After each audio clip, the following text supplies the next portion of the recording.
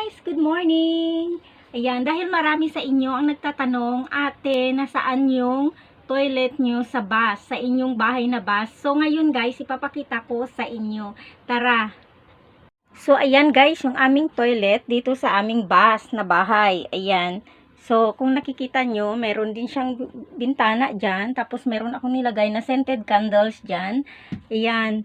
So, yan siya guys, ang ating toilet dito sa composting toilet ito guys.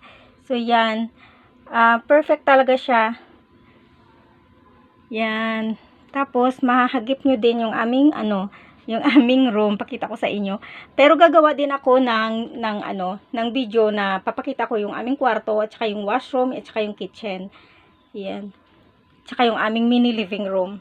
So far, ito muna yung sagot sa nagtanong, ate, nasaan yung toilet nyo sa bus? Paano kayo gagamit? Ayan. So, ito na siya guys. Ito na yung sagot sa tanong. Ayan.